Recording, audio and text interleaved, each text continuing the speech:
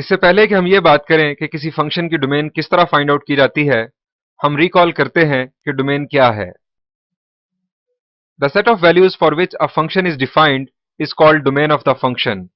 उन तमाम वैल्यूज का सेट जिसके लिए एक फंक्शन डिफाइन किया गया हो या फंक्शन डिजाइन किया गया हो, डोमेन ऑफ द फंक्शन कहलाता है। इसे समझने के लिए मैं आपको सिंपल सी एग्जांपल देता हूं। हम फंक्शन को मशीन भी कह सकते हैं। आप जानते हैं मशीन की एक इनपुट होती है और एक आउटपुट। इनपुट को हम डोमेन का नाम देते हैं और आउटपुट को रेंज का। यानी डोमेन वो तमाम वैल्यूज हैं जिसके लिए फंक्शन एक आउटपुट जनरेट करेगा, और वो वैल्यूज जिनके लिए फंक्शन आउटपुट जनरेट नहीं कर पाएगा वो डोमेन में शामिल नहीं होंगी। आइए अब डिस्कस करते हैं कि किसी फंक्शन की डोमेन कैसे फाइंड आउट की जाती है। Precautions to find domain of a function. First precaution: if a function is in f of x over g of x form, then exclude all the values of x for which g of x is equal to 0. अगर function दो functions के quotient की form में given हो, यानी एक function numerator में और एक फंक्शन डिनोमिनेटर में, तो हम उन तमाम वैल्यूज को एक्सक्लूड करेंगे जिसके लिए डिनोमिनेटर 0 हो रहा होगा। एग्जाम्पल के जरिए देखते हैं। This a function y is equal to 3x over x plus 2। जरा देखिए कि यहां पर अगर हम x को रिप्लेस करें -2 से तो क्या होगा। जी, -2 प्लस 2 विल बी 0। हमें डिवीजन बाय 0 का सामना होगा, और हम जानते हैं कि डिवीजन बाय 0 मैथ एरर है।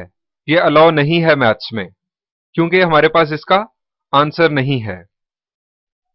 सो हम -2 को एक्सक्लूड कर देंगे। इसको कुछ इस तरह से सॉल्व किया जाएगा। हम डिनोमिनेटर को इक्वल टू 0 लिखकर सॉल्व करेंगे। x की वैल्यू -2, सो इस फंक्शन की डोमेन इस तरह लिखी जाएगी। Domain is equal to set of real numbers except -2। एक और एग्जांपल देखते हैं। This is a function y is equal to 1 over x square plus 7x plus 12। हम यहां पर देखेंगे कि x square plus 7x plus 12 कब 0 होगा। इसे इक्वल टू 0 लिखकर सॉल्व करेंगे। हमें दो वैल्यूज मिली, -3 और -4। आप जानते हैं इसे किस तरह सॉल्व किया गया। हमारा इस वक्त मकसद ये चीज सीखना नहीं है, हम डोमेन डिस्कस कर रहे हैं। आप इसे बहुत आसानी के साथ खुद सॉल्व कर सकते हैं, आपको यही दो वैल्यूज मिलेंगी। यानी x की इन दो वैल्यूज पर डिनोमिनेटर 0 होगा, हमें डिवीजन बाय 0 का सामना होगा। सो सेट ऑफ रियल नंबर्स में से अगर हम ये दो वैल्यूज निकाल दें तो बाकी तमाम रियल नंबर्स पर यह फंक्शन आउटपुट जनरेट करेगा, यह फंक्शन डिफाइंड होगा।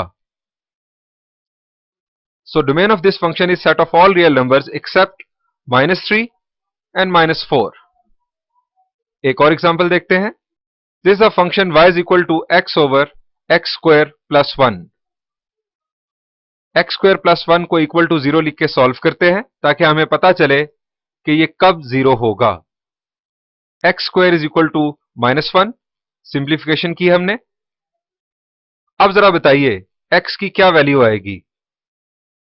अगर हम स्क्वायर रूट अप्लाई करें दोनों साइड्स पर तो -1 का स्क्वायर रूट।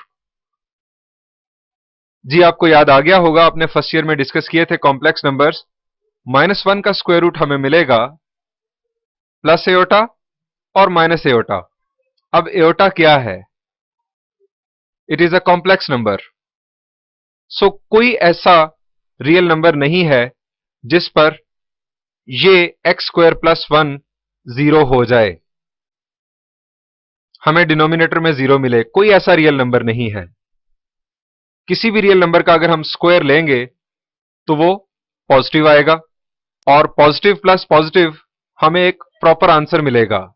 डिनोमिनेटर में 0 कभी नहीं मिलेगा। सो इस फंक्शन की डोमेन होगी set of real numbers. Next precaution देखते हैं। This is second precaution.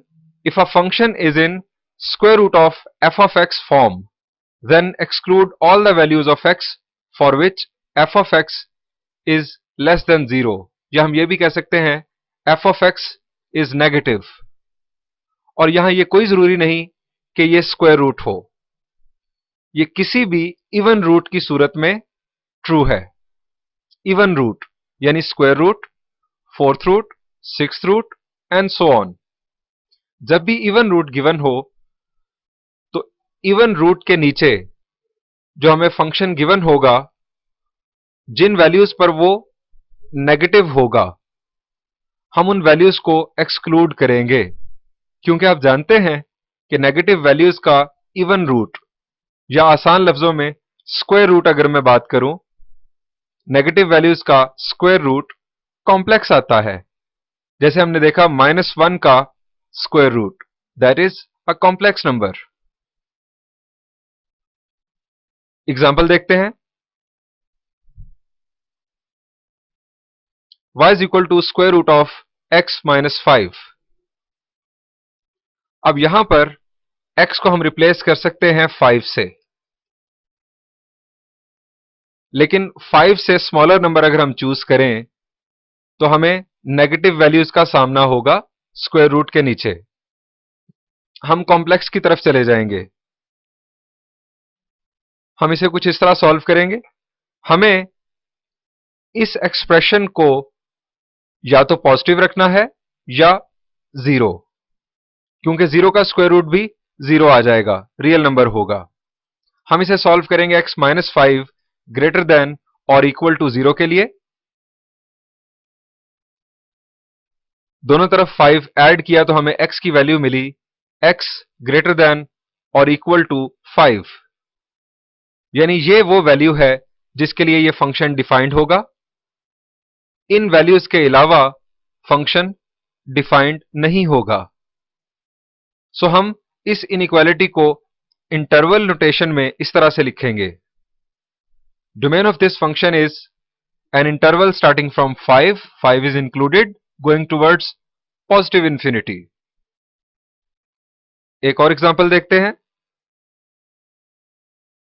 y is equal to square root of x square minus 4. इस एक्सप्रेशन को सॉल्व करते हैं ग्रेटर देन और इक्वल टू 0 के लिए. X square minus 4 greater than और इक्वल टू 0. इस इनइक्वालिटी को किस तरह सॉल्व किया जा सकता है? क्या इसी अंदाज में जिस तरह हमने इस लीनियर इनइक्वालिटी को सॉल्व किया, इसे भी सॉल्व किया जा सकता है? क्या 4 दोनों तरफ ऐड कर दूं? जी चले, मैं आपको बताता हूं इसका आसान रास्ता. आप देखिए कि एक्स स्क्वायर माइनस 4 कब 0 होगा? 2 पर और -2 पर. आप एक रियल लाइन चूज कीजिए और 2 और -2 को शो कीजिए उस रियल लाइन पर. यहां पर 2 पर भी हमें 0 मिलेगा, -2 पर भी, यानी ये दोनों नंबर्स डोमेन में शामिल होंगे. ये 2 और -2 रियल लाइन पर शो करने से रियल लाइन के 3 हिस्से हो गए. अब किसी एक हिस्से में से कोई एक नंबर चूज कीजिए और उसे यहां पर टेस्ट कीजिए. मिसाल के तौर पर हम इस मिडिल पोर्शन में से 0 चूज करते हैं. आप 0 चेक कीजिए. यहां चेक कर लें या यहां चेक कर लें. Square of 0 will be 0 -4. -4 greater than और इक्वल टू 0. क्या ये ट्रू है? No, it will be false. इसका मतलब है कि ये पोर्शन इसकी डोमेन में शामिल नहीं होगा. -2 और 2 के इन बिटवीन जो नंबर्स हैं, ये शामिल नहीं होंगे डोमेन में. तो डोमेन क्या होगी? जी, डोमेन होगी 2 और 2 से ग्रेटर नंबर्स, यानी 2 से पॉजिटिव इंफिनिटी और -2 से minus infinity. x greater than और equal to 2 and x less than और इक्वल टू -2. और इंटरवल नोटेशन में इस तरह से इसे लिखा जाएगा. थर्ड एग्जांपल देखते हैं. y is equal to 1 over square root of x square minus 4.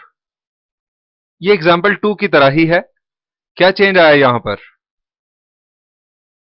यहां पर स्क्वायर रूट भी है और यहां पर f of x over g of x form भी दिखाई दे रही है। यहां पर हमें फर्स्ट प्रिकॉशन को भी रिकॉल करना पड़ेगा, यानी जब भी हमें इस अंदाज में न्यूमिनेटर और डिनोमिनेटर गिवन होगा, हम देखेंगे कि डिनोमिनेटर जीरो ना हो।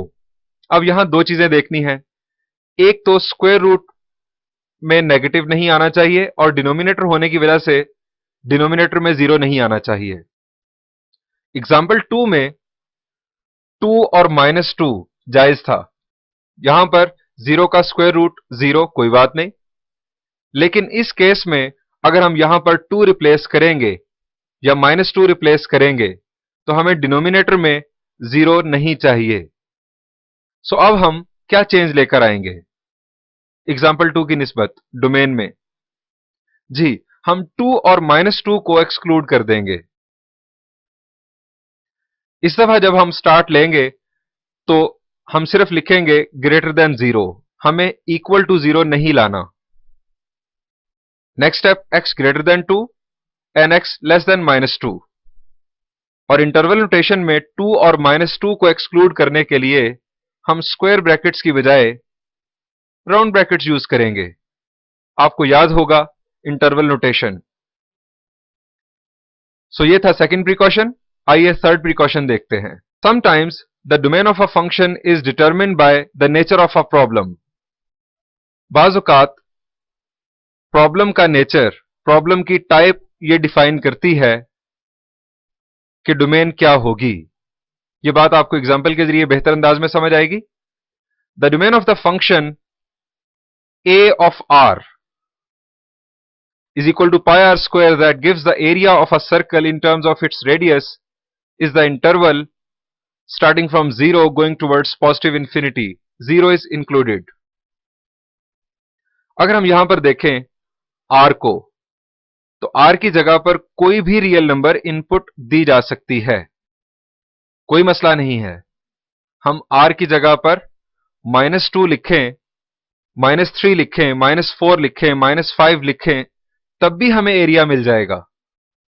लेकिन क्या रेडियस नेगेटिव हो सकता है?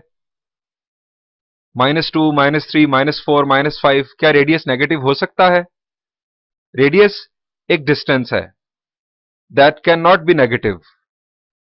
सो हम यहां पर रिस्ट्रिक्शन लगाएंगे रेडियस पर, that is starting from 0, 0 is included going towards positive infinity. यानी रेडियस की ये वैल्यू हो सकती है जो ये इंटरवल डिफाइन कर रहा है।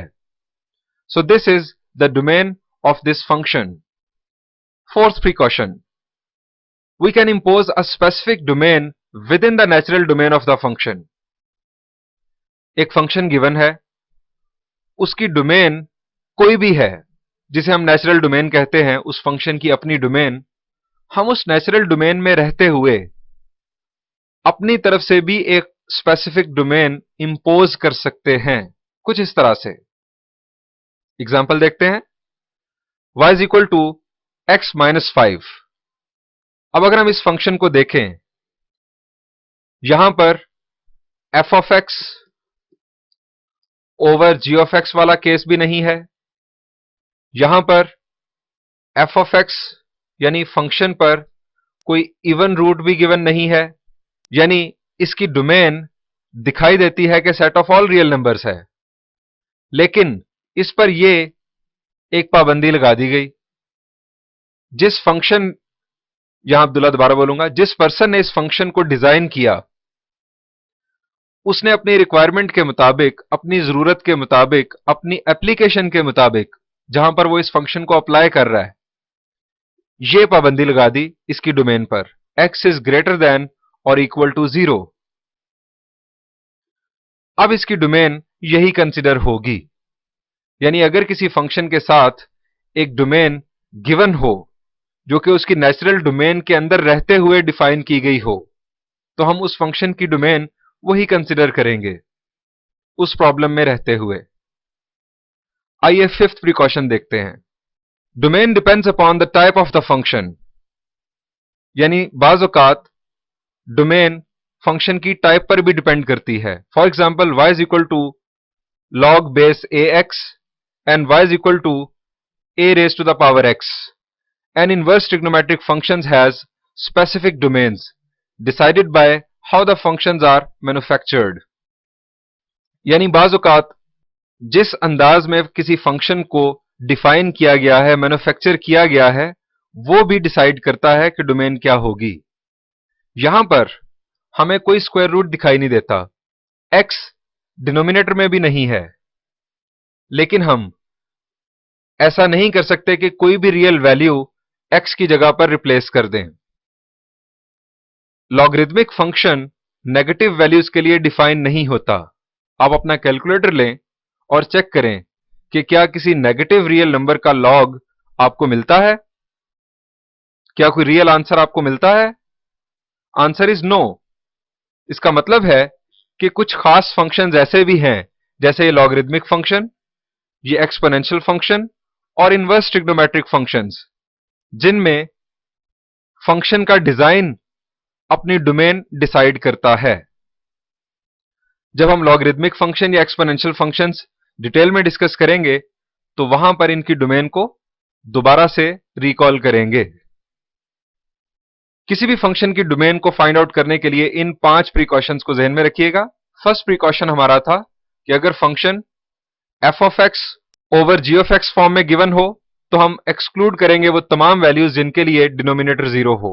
और सेकंड प्रिकॉशन हमारा था कि अगर फंक्शन पर इवन रूट गिवन हो तो हम उन तमाम वैल्यूज को एक्सक्लूड करेंगे जिनके लिए स्क्वायर रूट के अंडर दिया गया एक्सप्रेशन जो है वो नेगेटिव वैल्यूज जनरेट करे।